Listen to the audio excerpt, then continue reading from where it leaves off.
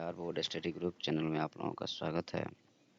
और आज हम लोग जो हैं सो बचे हुए जो पार्ट हैं क्लास 10 का चैप्टर 1 का पार्ट 6 चल रहा। एक चैप्टर और है इसमें। उसके बाद में जो है सो ये ख़त्म हो जाएगा। मतलब इसका पार्ट 1 काफ़ी लंबा है, ठीक है। इतना लंबा कोई चैप्टर हमने देखा नहीं, बट इसमें तो काफ़ी लंबा दिया है। खैर ठीक है, धीरे धीरे हम लोग ख़त्म कर लेंगे, कोई इशू नहीं है।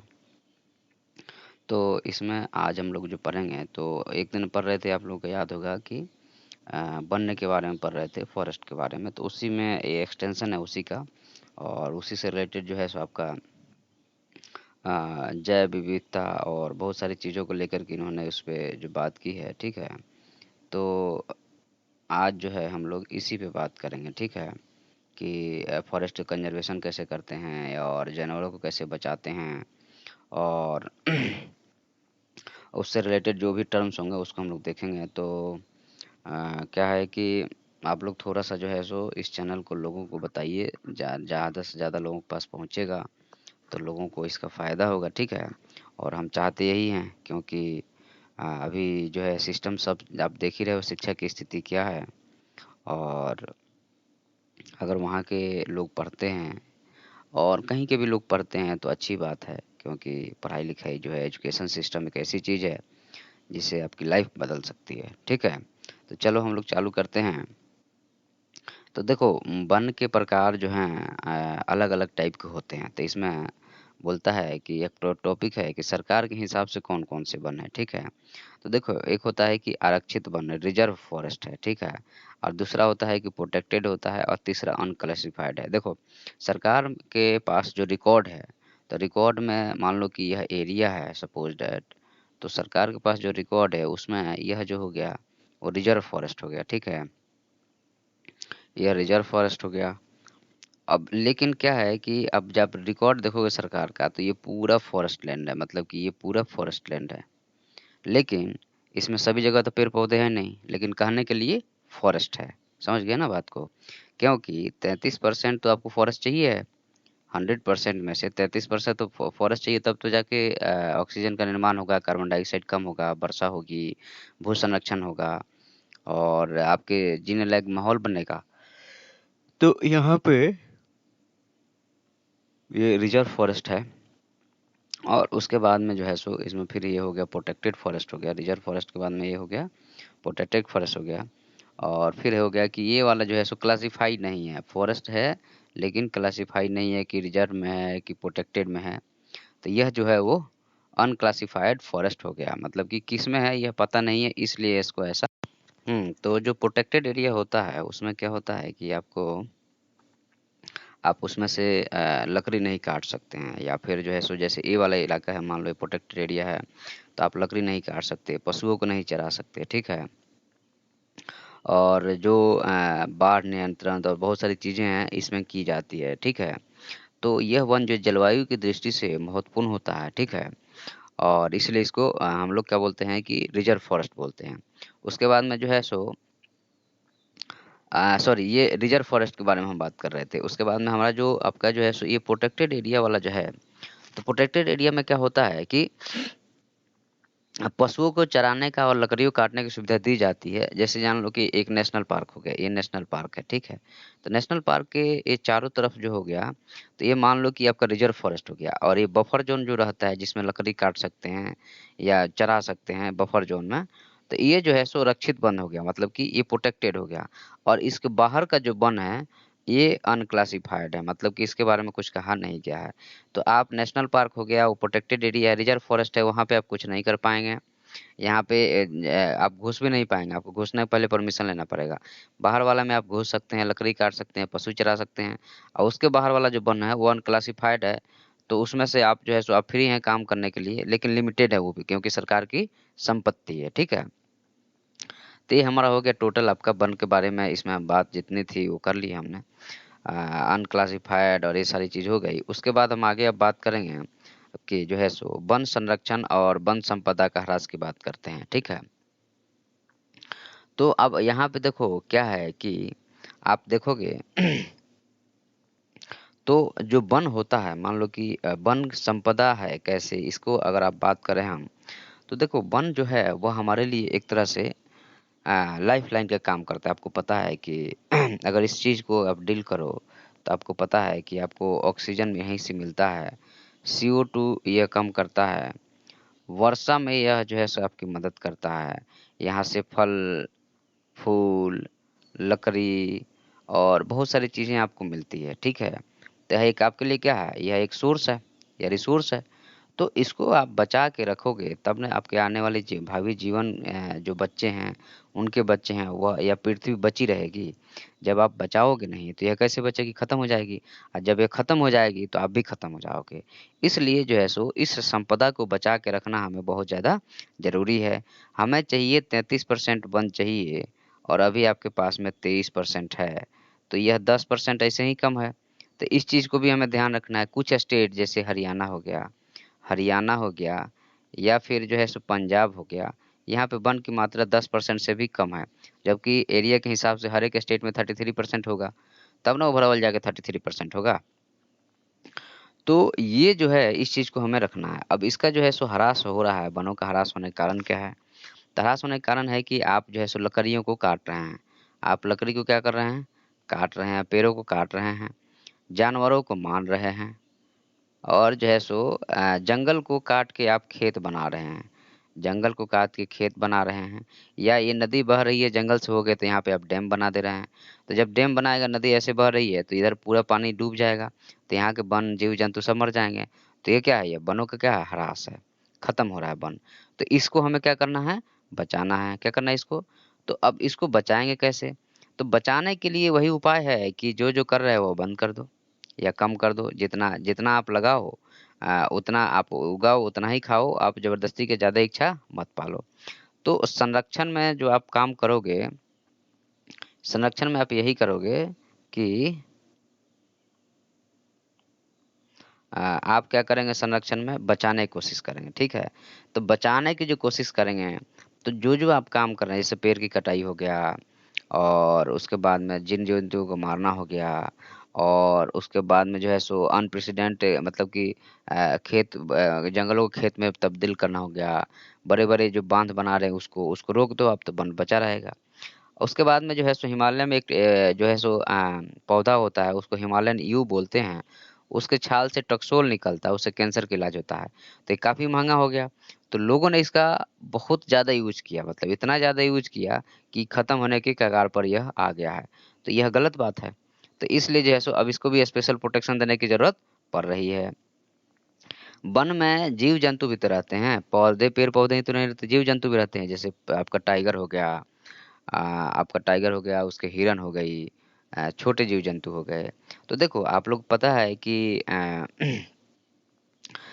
जो आपका ये पेड़ हो गया मान लो यह पेड़ हो गया, इस पेड़ से जो है पहला जो है सो खाने वाला जो है शाकाहारी वाले आते हैं, ठीक है? शाकाहारी वाले आ गए खाने वाले, ठीक है? शाकाहारी के बाद फिर क्या होगा? मांसाहारी हो गया। ठीक है, फिर मांसाहारी हो गया। तो जैसे पेड़ हो गया, पेड़ को हिरन खा गई, हिरन को शेर खा गया। या पेड़ हो गया, पेड़ को आपका जो है सो पेड़ हो गया, पेड़ को हिरन खाई, हिरन को जो है सो आपका कोई और चीज़ खा गया, उसको शेर खा गया। तो यह क्या है? एक जो है सो यह ऊर्जा का क्या है? यह एक रास्ता है। अब मान लो कि यहाँ से अगर यहाँ पे बाघ खत्म हो जाए, तो ये हिरन इतनी ज़्यादा हो जाएँगी कि पूरे वन को नाश कर सकती हैं। या यहाँ पे ये खत्म हो जाए तो ये खत्म हो जाएँगे तो बाघ भी मर जाएँगे। तो ये एक-दूसरे से क्या है? रिलेटेड है ना ये यहाँ से यहाँ तक, ये चेन है ना? तो इसको हम लोग बोलते हैं फूड वेब बोलते हैं या फिर एनर्जी का सप्लीमेंट बोलते हैं, ठीक है? तो जीव-जंतुओं का संरक्षण करेंगे तभी तो ये चीज़ बचा रहेगा, नहीं तो खत्म हो जाएगा, ठीक है? अब प्राकृतिक आवासों का अतिक्रमण, तो प्राकृतिक आवास का अतिक्रमण कैसे होता है? आप लोग जानते हो? कि आप जो है सो आपने क्या किया कि जंगलों को काट के जैसे सिलीगुड़ी में आप जाओ, तो जंगलों को काट के और चाय बागान बना दिए अंग्रेज़ों ने, क्या बना दिया? चाय बागान बना दिया। अब चाय बागान आपने बना तो दिया ठीक है, लेकिन वह किसका जंगल था? तो वह हाथियों का जंगल था। किसका जंगल था? तो वह हाथियों का जंगल था, ठीक है? जब हाथियों का जंगल था, तो हाथियाँ तो घूमते-घूमते आएँगी ना, तो घूमते-घूमते आती हैं और चाय बागान में रहने वाले लोगों को ठोकती हैं। और या गाँव में घुस जाती हैं, क्योंकि वो पहले किसका ज़मीन था? हाथियों का था, उनका रास्ता था। और हाथी को 100 साल पुराना भी चीज़ें याद रहती है, क्योंकि उनका एक झुंड का मालिक होता है या जो आगे चलता है, उसको रास्ता पता होता है कि हम किस रास्ते से गए हैं। उस रास्ते को छोड़कर दूसरा रास्ता वो पकड़ेगा नहीं। और आपने यहाँ पे खेत बना दिया, यहाँ पे खेत बना दिया, लेकिन रास्ता तो उनका वही है, तो वो तो जाएँगे ही। और जब वो जाएँगे तो आप यहाँ पे खड़े हो, तो आपसे उनकी लड़ाई होगी, तो उनको नुकसान होगा, नहीं तो आपको नुकसान होगा। तो ये अतिक्रमण को हमें क्या करना पड़ेगा? कम करना पड़ेगा। उसके बाद में प्रदूषण, प्रदूषण भी एक समस्या है, कैसे बता रहा हूँ। जैसे आप लोग जो आपका नेशनल पावर प्लांट है, जैसे एनटीपीसी हो गया, तो यहाँ पे कोयला जला करके हम लोग क्या करते हैं? बिजली का उत्पादन करते हैं। कोयला जला के हम लोग बिजली का उत्पादन करते हैं। तो जब कोयला जला के बिजली का उत्पादन जब आप करोगे, तो क्या होता है कि कोयला से SO2 निकलता है, NO2 निकलता है, CO निकलता है, CO2 निकलता है। तो ये क्या होता है? H2O के साथ में पानी के साथ रिएक्शन करके H2SO4 बना लेता है। और जब ये H2SO4 बनाएगा तो यह एक एसिड है। यह पेड़ के पत्तों पे गिरेगा तो उसको नुकसान पहुँचाएगा, आपको नुकसान पहुँचाएगा। तो यह क्या है? मतलब कि प्रदूषण है जो आपको परेशान कर रहा है। उसके बाद में NO2 भी आपको जो है सो नाइट्रिक एसिड बना लेता है। उसके बाद में जो है सो आपने क्या किया कि ये नदी जा रही है, यहाँ पे फैक्ट्री लगा है, यहाँ से वेस्ट निकला, बिना ट्रीट किए आपने यहाँ भेज दिया। तो इसमें जो जीव-जंतु हैं उनको नुकसान पहुँचता है, उसके लगे पेड़-पौधे हैं उनको नुकसान पहुँचता है, आदमी जन है उनको नुकसान पहुँचता है। तो यह प्रदूषण भी एक बहुत बड़ी समस्या है। अब आर्थिक उपयोग, अब देखो यार, आर्थिक उपयोग तो हम बता ही चुके हैं कि वन का आर्थिक उपयोग बहुत ज़्यादा है, ठीक है? आर्थिक उपयोग में आपका जो है सो लकड़ियों का उपयोग है, उसमें से जो आयुर्वेदिक दवाएँ हैं उनका उपयोग है, उसके बाद में आपको जो है सो भूमि संरक्षण कर रहा है इसलिए उपयोग है, उसके बाद में फल-मूल मिल रहा है, साग-सब्ज़ी मिल रहा है उसका उपयोग है। तो इस तरह से जो है सो वनों का बहुत ज़्यादा उपयोग है, ठीक है? उसके बाद में आप देखोगे आगे तो यहाँ पे आपको मिलेगा कि आपको अमृता देवी जो हैं एक राजस्थान में हैं, तो इन्होंने क्या किया था कि चूँकि आपको पता है कि जैन संप्रदाय के लोग जो हैं, जैन संप्रदाय के लोग को खेती भी नहीं करना अलाउ है, तो वो पेड़-पौधों को तो काटने ही नहीं देंगे। तो ये क्या करती हैं कि 1731 में राजा से लड़ती हैं और जो है सो जोधपुर की बात है और यह जो है सो लकड़ी काटने का विरोध करती हैं। तो राजा जो है सो मतलब कि गाँव वाले इनके साथ आ जाते हैं और राजा और इनके बीच में तो यह एक कहानी है एक तरह समझ लो, जो आपको यह मदद करेगा कि वन को कैसे बचाना चाहिए क्योंकि 1970-71 में भी और ज़ाहिर-सी बात है धर्म भी हमारा वैसा होना चाहिए ताकि इन पेड़-पौधों को चूँकि ये जो पेड़-पौधे हैं, जीव-जंतु हैं, निर्जीव हैं, आपको कुछ बोलते नहीं हैं, सजीव हैं सॉरी सजीव हैं लेकिन कुछ बोलते नहीं हैं, तो उनको प्रोटेक्ट करना आपका ही धर्म बनता है कि उसको बचाना है। अब देखो डाटा बुक जो है, तो रेड डाटा बुक आपको यह जो है सो जीव-जंतुओं से रिलेटेड है और पेड़-पौधों से रिलेटेड है। तो इसमें क्या है कि आपका जो है कि रेड डाटा बुक में हम जीव-जंतुओं को और जो संकटग्रस्त हैं तो उनको जो है सो हम लोग इसमें जो है सो बॉटेनिकल सर्वे ऑफ इंडिया और बोलता है कि जो है सो फॉरेस्ट बोलता है reservation forest reserve of India जो है सो दोनों मिल करके जो है सो एक रेड डेटा बुक तैयार करते हैं और यह जो है सो रेयर प्लांट स्पीशीज को जो है सो यह संभाल के रखता है। लेकिन एक और है अंतर्राष्ट्रीय प्राकृतिक संरक्षण प्राकृतिक संसाधन संघ जो है IUCN जिसको बोलते हैं, ये भी डेटा बुक मेंटेन करता है। तो क्वेश्चन आ सकता है आपका कि रेड डेटा बुक कौन मेंटेन करता है? तो रेड डेटा बुक एक बोटानिकल सर्वे ऑफ इंडिया और फॉरेस्ट रिजर्व ऑफ इंडिया दोनों मिलके एक तैयार करते हैं। ये डेटा बुक जो है सो इंडिया के बारे में बताता है और जो है इसमें जो है सो और एक रेड डेटा बुक होता है जो IUCN का होता है, ठीक है? तो अब यहाँ पे आप देखोगे तो अब यहाँ पे जो है सो आपको IUCN के हिसाब से एक होता है सामान्य जीव। सामान्य जीव का मतलब कि उसको कोई दिक्कत नहीं है रहने में, वो आराम से रह सकता है। उसकी संख्या पर्याप्त है, उसको संरक्षण की ज़रूरत नहीं है। जैसे आपने यहाँ मान लो कि बिहार में नीलगाय हैं। तो सामान्य जीव हैं, बहुत सारी हैं, ऐसे ही परेशान करके रखी हैं, इनको संरक्षण कैसे दोगे आप? उसके बाद में हो गया आपका संकटग्रस्त जो जीव हैं, जैसे आपका बाघ हो गया, जो खत्म हो जाएगा, अगर नहीं प्रोटेक्ट करेंगे तो खत्म हो जाएगा, तो इसको बचाने की ज़रूरत है। ठीक है। उसके बाद में जो है सो आपका सुभेद वाले जो है बोलता है कि इनके अंतर्गत जातियों को रखा जाता है जिनकी संख्या घट रही है। मतलब संकटग्रस्त है, मतलब ये खत्म हो जाएंगे, लेकिन इसमें संख्या है, लेकिन अभी अगर प्रोटेक्ट नहीं करेंगे तो अभी बाद में जाके ये संकटग्रस्त में कन्वर्ट हो जाएगा। तो इसलिए इसको बचाने की जरूरत है। उसके बाद में दुर्लभ प्रजाति जैसे रेड पांडा हो गया, या फिर जो है सो बोलता है कि मकैक बंदर हो गए, जो बहुत सारे मकैक बंदर होते हैं, यस, ऐसा जीव जंतु जो कि बहुत ही दुर्लभ है, तो इनकी संख्या तो ऐसे ही कम है। और अगर हम और थोड़ा सा छोड़ देंगे तो लोग ऐसे ही शिकार कर लेंगे। उसके बाद में जो है आपका स्थानिक जातियाँ, जैसे कि मान लो कि इंडिजीनियस है, जैसे मान लो कि आपका जो है सो घड़ियाल है, तो घड़ियाल जो है सो जैसे आपको चंबल सेंचुरी में है, तो वहीं मिलेगा और कहीं नहीं मिलेगा। या फिर जो है सो ग्रेट इंडियन बस्टर्ड है, तो राजस्थान में मिलेगी, या कुछ निश्चित जगह पे मिलेगी, इंडिया में मिलेगी और कहीं नहीं मिलेगी। बुलबुल है, वो कहीं निश्चित जगह पे मिलेगा। तो स्थानिक जातियों जो है सो उनको बचाने की ज़रूरत हमें डेफ़िनेट रूप से है, ठीक है? जैसे अरमानी टील हो गया, निकोबारी कबूतर हो गया, अरमानी जंगली सुअर हो गया, तो इनका वहीं जगह है और कहीं ये नहीं मिलेगा।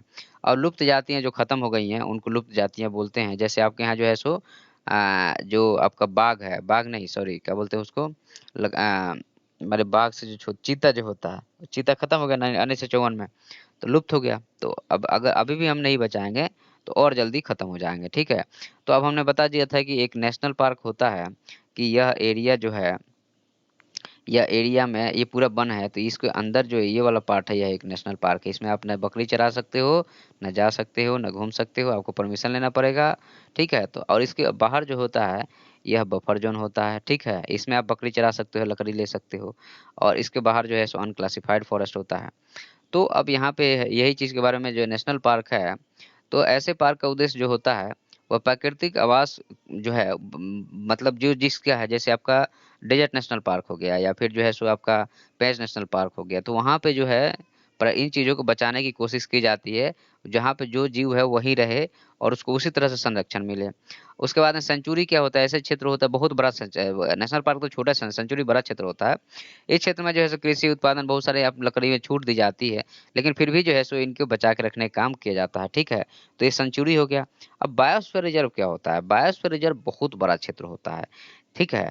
और जो है सो ये जो है सो जैव विविधता का क्षेत्र होता है। इसमें बहुत तरह के जीव-जंतु और बहुत सारे जो है सो ऐसे बहुत सारे नेशनल पार्क हो सकते हैं बायोस्फीयर रिजर्व में।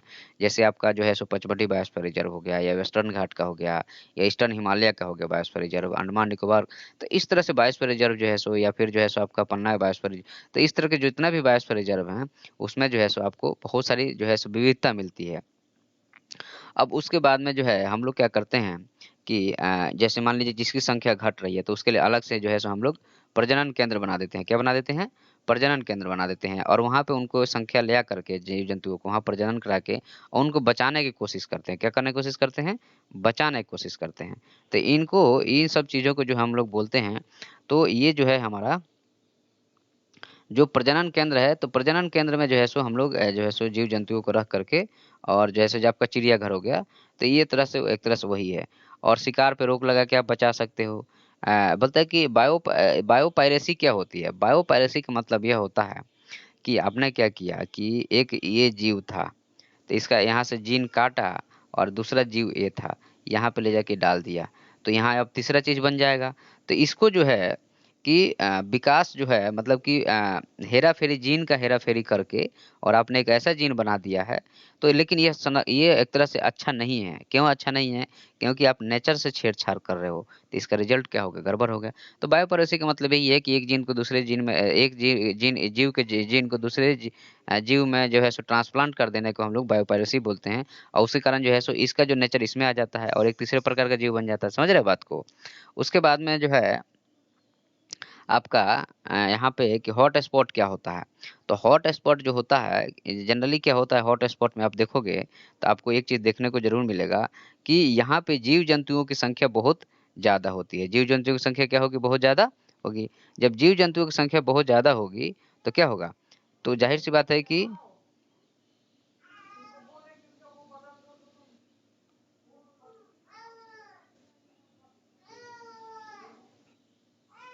जीव-जंतु की संख्या जब ज़्यादा होगी,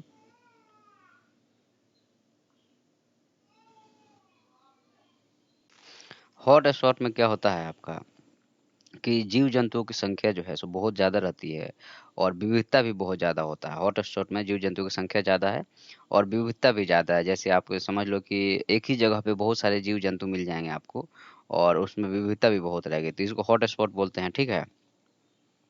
तो जो आपका हॉटस्पॉट होता है, हॉटस्पॉट जो होता है, उसमें आपको देखोगे आप तो मान लो कि वेस्टर्न घाट है, तो वेस्टर्न घाट में बहुत सारे जीव-जंतु, बहुत सघन जंगल और जो है सो आप घुस नहीं पाओगे।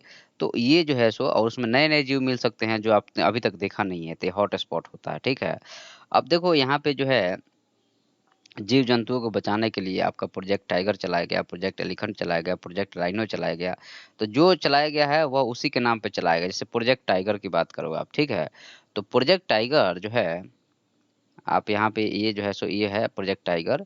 प्रोजेक्ट टाइगर जो है, यह जो है सो 1973 के आसपास चलाया गया था। क्योंकि एक टाइम पे हमारे यहाँ जो है सो 55,000 के समथिंग हमारे पास बाघ थे। और यह घट के जो है सो 1827 रह गए थे। तो ये एक बड़ा ही वो हो गया था, तो उसके लिए जो है सो हमने 1973 में प्रोजेक्ट टाइगर चलाया और प्रोटेक्टेड एरिया किया, उसके बाद में इनको खाने-पीने की व्यवस्था की गई और बहुत सारी चीज़ों को ध्यान में रख के किया गया। तो धीरे-धीरे बढ़ते-बढ़ते हमारे पास आज जो है सो बाघों की संख्या लगभग 4000 हो गई है। वैसे ही एलिफेंट को बचाने के लिए प्रोजेक्ट एलिफेंट 1990 के दशक में चलाया गया था और वही सारा चीज़ इनका नेशनल पार्क डिसाइड किया गया, इनका एरिया डिसाइड किया गया, कोई इसमें जाएगा नहीं। तो इससे जो है सो इन लोगों को बहुत फ़ायदा हुआ। और उसके बाद में जो है सो प्रोजेक्ट राइनो जो है सो 2000 के आसपास चलाया गया था। ये असम और यूपी वाले इलाका में और उसके बाद में जो है आपका हंगुल प्रोजेक्ट हंगुल भी चलाया गया था, ठीक है? तो उसके बाद में जो है इन सारे चीज़ों के करने से जो है सो क्या हुआ कि जो है सो इसमें अच्छा खासा बढ़ोतरी हो गया। अभी आपका है कि क्लेप्टोपैरासिटिज़्म क्या होता है? तो ये जो है सो क्लेप्टोपैरासिटिज़्म का मतलब ये होता है कि जैसे मान लो कि कुछ लोग हैं, कुछ लोग जंगलों में मान लो कि ये शेर है, तो यह शेर शेर ने शिकार किया, ये अच्छा शब्द है। शेर ने शिकार किया और यहाँ आप खड़े हो, आपने जैसे ही शिकार किया आप इसके ऊपर अटैक कर दिए तो भाग गया और उसका से आपने शिकार छीन लिया। तो इसको क्लेप्टोपैरासिटिज़्म कहते हैं, लेकिन ये अच्छी बात नहीं है ना, क्योंकि हर बार शिकार करके हर बार छीनोगे तो ये क्या खाएगा? और इस तरह से वनों को भी और एक तरह से नेचुरल लॉ के खिलाफ हो जाता है ना। इसलिए अच्छी बात नहीं है। उसके बाद में लेकिन ये शब्द अच्छा है क्लेप्टोपैरासिटिज़्म और ये हो सकता है कि कहीं भी आईएएस तक में एग्ज़ाम में यह पूछ सकता है या पीसीएस में पूछ सकता है या एसएससी में पूछ सकता है। तो इसलिए जो है सो क्लेप्टोपैरासिटिज़्म को ध्यान में रखना है। और एक कैमरून के बोरोरो जनजाति के लोग करते हैं। कैमरून के बोरोरो जनजाति के लोग करते हैं। बिहार बोर्ड की बुकें एनसीईआरटी से पूरी हूबहू कॉपी है। एनसीईआरटी में भी सेम चीज़ लिखा हुआ है। तो अब हम बात करेंगे आपका समुदाय और संरक्षण की बात करेंगे कि देखो समुदाय, हर एक समुदाय का अपना एक पहले ही से हम लोग जानते हैं। सिंधु घाटी सभ्यता में लोग जो है सो पेड़ पौधों का, पीपल हो गया, नीम हो गया, तो इन सब चीज़ों का जो है सो पूजा सिंधु घाटी के समय से ही होते आ रही है। तो आप जैसे जाओगे गाँव में तो बरगद के पेड़ को जो है सो भगवान मान के पूजा करते हैं, नीम के पेड़ को माता जी के मान के पूजा करते हैं। तो यह क्या दर्शाता है कि हमारा जो है सो समुदाय और संरक्षण, आप उस चीज़ को काट नहीं सकते हो। तो समुदाय क्या कर रहा है? उस पेड़ की संरक्षण दे रहा है। तो ये जो है सो हमारा बहुत पुराना रिवाज रहा है। बड़े-बड़े पेड़-पौधों को, बड़े-बड़े पर्वतों को हम लोग, बड़े-बड़े नदियों को हम लोग जो है सो भगवान के रूप मानकर पूजा करते हैं। उसके बाद में आदिवासी जनजाति जो है, वह ये जंगल है, तो जंगल में आदिवासी रहेगी, तो इन पौधों को क्या करती है? इसी से जीवन जीती है और इनको बचा के रखती है। तो इससे क्या होता है? संरक्षण होता है। चिपको आंदोलन जो है, यह जो है सो उत्तराखंड के आसपास के इलाकों में आज़ादी के बाद में क्या हुआ कि वहाँ पे आदिवासी जनजाति रहते हैं, तो वहाँ के लोगों को चिपको आंदोलन में क्या हुआ कि वहाँ के लोगों को उन्होंने माँगा कि हमको वनों को एक्सेस करने दो, मतलब वनों का उपयोग करने दो, तो ऑफ़िसरों ने मना कर दिया। अब पैसा ले कर के और फैक्ट्रियों को बैट बनाने के लिए वहाँ के वनों को दे दिया। तो इससे जो है सो औरतें बड़ा ही गुस्सा हो गईं और औरतों ने वहाँ पे जो है सो वनों से चिपक गईं, तो इसको चिपको आंदोलन कहा गया और यही चीज़ जो हुआ था कर्नाटक में हुआ था, उसको अपिको आंदोलन बोलते हैं। बोलता है कि law of the forest and animal की अगर आप बात करोगे, तो क्या है कि देखो जो है सो इन लोगों को प्रोटेक्टेड करने के लिए या तो नेशनल लॉ बनाए गए हैं, नहीं तो इंटरनेशनल लॉ बनाए गए हैं। तो इंटरनेशनल लॉ जो है सो वो ट्रेड को रोकता है, मतलब व्यापार को रोकता है कि आप शेयर का व्यापार नहीं कर सकते, उनके कोई भी चीज़ का व्यापार नहीं कर सकते, ठीक है? तो इन सब चीज़ों के लिए जो है सो ये सब 1972, 1971, 72 में ये सब हुआ है कि आपका जो है सो कि इसमें जो है सो आपका आता है आईयूसीएन भी इसमें आ जाता है, या ट्रेड जो कर रहे हैं वह आ जाता है। नेशनल लॉ यही है कि आप अगर शेर को मार नहीं सकते, हिरन को मार नहीं सकते। आपको याद होगा हिरन को मारने के चक्कर में सलमान खान जेल चला गया था, ठीक है? तो ये सारी चीज़ें जो है सो नियम के हिसाब से आप उनको ऐसा नहीं कर सकते हैं। ठीक है, अब ये वन्य जीव एवं जैव विविधता की उपयोगिता हम आपको बता ही चुके हैं, अभी कुछ देर पहले बात कर रहे थे कि जितना वन्य जीव में विविधता होगा उसका आप डिफरेंट डिफरेंट टाइप से आपको उसका लाभ मिलेगा, और लाभ मिलेगा और आपकी ज़िंदगी अच्छे से चलेगी। अब देखो फ्लोरा और फौना के बारे में बात की जाती है। फ्लोरा मतलब होता है पेड़-पौधे होते हैं, पत्ते, पेड़-पौधे और उनके जो हैं सो जितने भी सारी चीज़ें हैं वो फ्लोरा में आती है। तो आप अगर मैप पे देखो तो मैप पे अगर हम थोड़ा-सा यहाँ पे बना देते हैं आप लोगों के लिए।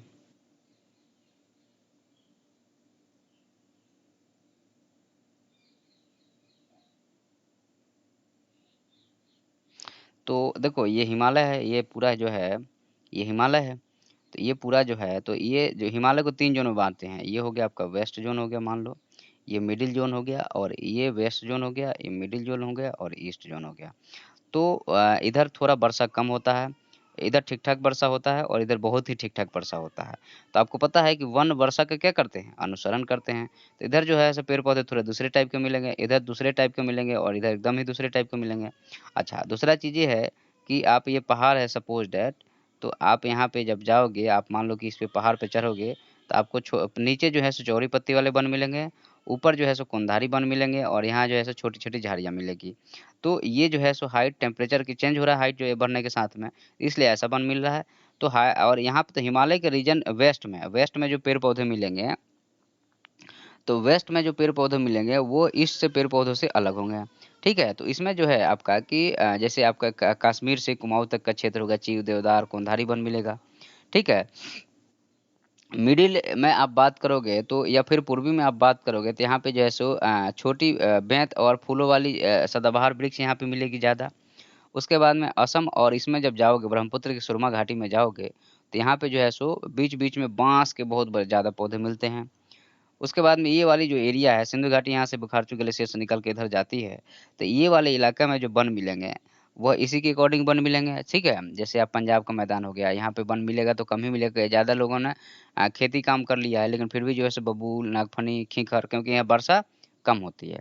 गंगा का मैदानी भाग जो है, यहाँ से लेकर के ये गंगा का मैदानी भाग है, तो यहाँ पे जो है सो आपका आम, नीम, बेर, बेल ये सारे पौधे मिलेंगे। ये पठारी भाग है, तो यहाँ पे जो पौधे कौन से मिलेंगे? यहाँ पे जब जैसे इधर वर्षा होती है, तो इधर पे सदाबहार वन मिलेगा और इधर जो है सो पर्णपाती वन मिलेगा और बीच में जो है सो थोड़ा-सा जो है सो जो है सो सूखा कटीले झाड़ियाँ मिलेगी और इधर जो है सो आपका जो है सो वर्षा वन मिलेगा क्योंकि यहाँ जो है सो ये वाली मानसून आके वर्षा कर रही है, इधर ये वाली मानसून जाके वर्षा कर रही है। असम को बता दिए, सिंधु घाटी का बता दिए, गंगा गंगा का मैदान, दक्षिणी पठारी भाग, मलाबार। हाँ, तो देखो मलाबार मतलब यहाँ पे है ना साबरीमाला वाला मंदिर से याद रखो मलाबार का रीजन। तो यहाँ पे जो है सो सदाबहार वन मिलेगा और अच्छी मतलब कि इसकी ऊँचाई जो ऊपर जाओगे जब नीलगिरी के आस-पास तो वहाँ पे सोलास वन मिलेगा। और ये अंडमान निकोबार हो गया, तो यहाँ पे भी सदाबहार वन मिलेगा क्योंकि ये जो है सो इक्वेटर के पास में है और हर साल जो है सो हमेशा वर्षा होती रहती है। अब जीव-जंतु में जूलॉजिकल सर्वे ऑफ इंडिया इसका रिकॉर्ड मेंटेन करता है। और जीव-जंतु बहुत डिफरेंट डिफरेंट टाइप के आपको मिल सकते हैं। ठीक है? तो इसका रिकॉर्ड जो है सो पादप का बॉटेनिकल सर्वे ऑफ इंडिया जो है सो रखता है और इसका जो है सो जूलॉजिकल सर्वे ऑफ इंडिया इसका रिकॉर्ड रखता है। फ़ौना आपको पता है शेर, चीता, बाघ हो गया आपका जो है सो जितने भी जंगली जीव-जंतु इसमें आते हैं, तो ये वनों में इसी वन में इन्हीं वनों में क्या है, ये लोग रहते हैं। ठीक है? उसके बाद में है कि आपका नया फसल अब देखो जैव विविधता से आप जैसे हमने बताया कि एक ये जीन है, दूसरा ये पादप है, तो इसका अच्छा गुण इसमें ले आके इंसर्ट कर दो और एक नया फसल बन जाएगा। तो ये जैव विविधता क्या है? उपयोग होगा अच्छे नस्ल की फसल बनाना, कीटनाशक जैसे मान लो कोई पौधा है इसमें कीटनाशक की क्षमता ज़्यादा है, तो इसको ले आके इसमें डाल दो। तो इस तरह से एक नया फसल बन जाएगा, तो यह जैव विविधता का क्या है? उपयोग है, ठीक है? तो इस तरह से इसमें जो है सो पढ़ना तो बहुत कुछ है। और सारा कुछ को एक साथ आपको शामिल नहीं किया जा सकता है, लेकिन मैंने कोशिश किया है कि मैक्सिमम चीज़ें शामिल कर दूँ। आप लोगों का काम यही है कि 1-2 बार किताब को पढ़िए, फिर ऑब्जेक्टिव सब्जेक्टिव क्वेश्चन लगाइए, पहले लेक्चर देख लीजिए, फिर किताब को पढ़िए और फिर जो है सो आप क्वेश्चन आंसर लगाना चालू कीजिए, तब आपको समझ में आएगा। जहाँ नहीं आएगा तो बताइएगा, हो सकता है कि आज मैथ का भी लेक्चर मैं डालूँगा।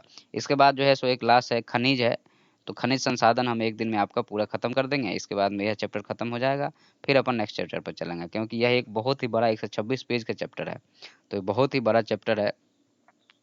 तो इसलिए जो है सो इसको थोड़ा टाइम देके खनिज संसाधन हो गया, ऊर्जा संसाधन अभी बचा है आपका इसमें।